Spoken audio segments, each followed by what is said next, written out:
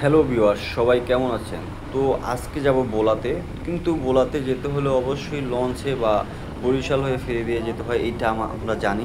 কিন্তু ভোলাতে আরেকটা ওয়েতে যাওয়া যায়, সেটা হলো লক্ষ্মীপুর থেকে মজুর চৌধুরী ঘাট হয়ে ওইখানে একটা ফেরি বা লঞ্চ ঘাট আছে, এই দিক দিয়েও যাওয়া যায়। তো আজকে যাব আমরা লক্ষ্মীপুর দিয়ে, কারণ ওই দুইটা রুটেই ভোলাতে গিয়েছি, তবে লক্ষ্মীপুর দিয়ে কখনো যাওয়া হয় না। এই রোডে আমরা লক্ষ্মীপুর দিয়ে ভোলাতে যাব। তো দেখুন, এই রোড লক্ষ্মীপুর থেকে মজু চৌধুরী ঘাট মাত্র 10 কিলোমিটার। আসতে আপনাকে মোটর সাইকেলে 10 থেকে 15 মিনিট লাগবে। রোডটাও এরকম অনেক সুন্দর, কোনো ভাঙা নেই। তো চলুন যাই। তো হঠাৎ করেই বৃষ্টি শুরু হয়ে গেল, দেখতে পাচ্ছেন হালকা হালকা বৃষ্টি হচ্ছে। আমি কিছুক্ষণ দাঁড়িয়ে রয়েছিলাম আর কি। তো যাই, গিয়ে ফেরিতে ওঠা লাগবে। এইখানের ফেরিতে আবার একটা প্যারা আছে, কারণ এখানে ফেরিতে অনেক টাইম লাগে, মিনিমাম 3 ঘন্টা লাগে। আর যদি পানি কম থাকে তাহলে তো অনেক সমস্যায়। তো মসজিদের ঘাটের কাছাকাছি এসে পড়েছি। তো এখান থেকে আর যদি যেতে চান আপনারা লঞ্চে যাওয়ার চেষ্টা করবেন। আবার লঞ্চে গেলে একটা সমস্যা আছে, ঝড় তুফানের দিনে লঞ্চে ওঠাও একটা ভয়ের জিনিস। কিন্তু শীতের সময় বা অন্য সময় আসলে অবশ্যই লঞ্চে যাওয়ার চেষ্টা করবেন, তাহলে তাড়াতাড়ি পৌঁছতে পারবেন। ফেরিতে গেলে অনেক টাইম লাগবে, ফেরি পাওয়া, ফেরি মানে সিরিয়াল মেনটেন করা। এখানে অ্যাভেলেবেল আর কি ফেরি আছে, বাট বাটার সময় ফেরি ঢুকতে পারে না, পানি কম হওয়ার কারণে ওইটা জোয়ারের সময় ঢুকতে হয়।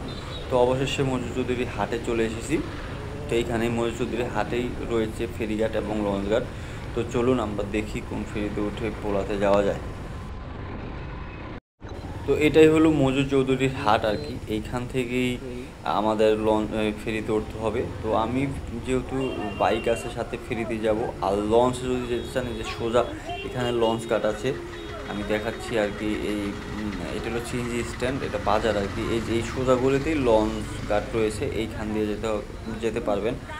আর যদি ফেরিতে যেতে চান তাহলে ডান পাশ দিয়ে ফেরিঘাট রয়েছে। তো আমরা আসলে ফেরিতেই যাব, লঞ্চে আমি যাব না, যেহেতু বাইক নিয়ে। তো ফেরিঘাটের রাস্তাতে এরকম কাদা হয়ে থাকে, এইটা একটা বিরক্তিকর বিষয়। তো যাই দেখি ঘাটে গিয়ে আসলে ফেরি কখন ছাড়বে।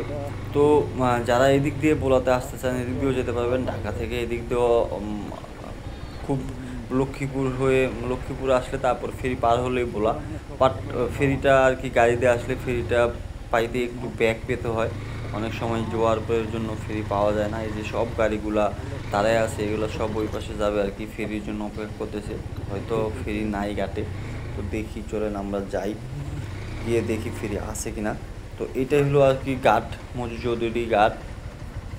এইখান থেকেই এই নদীটা মেঘনা নদী আর কি। এটা এই মেঘনা নদী পার হইলে হলো ভোলা, আর এই পাশে আপনারা জানেন যে লক্ষ্মীপুর। তো আসলে ফেরি নাই ঘাটে। তো অপেক্ষা করতে হবে অনেকক্ষণ, কতক্ষণ অপেক্ষা করতে হবে জানি না।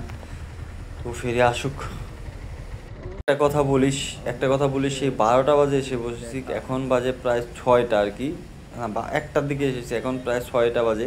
মাত্র ফেরি আসলো, এতক্ষণ 4 ঘন্টা সেই নদীর মোহনায় আর কি দাঁড়িয়ে ছিল। ওই যে ফেরি দেখা যাচ্ছে। অবশেষে ফেরি দেখা পেলাম আর কি, প্রায় 4 ঘন্টা অপেক্ষা করার পর। এইটা একটা হ্যাসেল, এখানে পানি কম থাকে, এই যে জোয়ারের পানি এখন ঢুকছে, এখন ফেরিটা ঢুকছে, তো এইটা আনলোড করবে। তারপর আবার এই ফেরিতে আমরা লোড করে তারপরে খোলার জন্য রওনা দেবো আর কি। তো গাড়িগুলো আনলোড করতেছে। তো যে কথা বলছিলাম যে 3 থেকে 4 ঘন্টা অপেক্ষা করা লাগছে, অবশেষে এই যে গাড়ি লোড হচ্ছে আমাদের ফেরিতে। তো যাইতেও প্রায় 3 থেকে মিনিমাম 3 ঘন্টা লাগবে, এইটাই অনেক টাইম লাগে এদিকটা। ঠিক আছে। তো আমাদের ফেরি লোড করা হয়ে গেছে, এখন ছেড়ে দিবি। এদিক দিয়ে বৃষ্টিও হচ্ছে। তো দেখছেন একবারে অন্ধকার হয়ে গেছে, 7টা বেজে গেছে। ওই পাশে যাইতে যাইতে মিনিমাম 10টা বাজবে। তো এদিক দিয়ে আসা যায়, আসতে হইলে আপনাদের টাইম নিয়ে আসতে হবে। বাট যদি ফেরি পেয়ে যান তাহলে তো ভালো।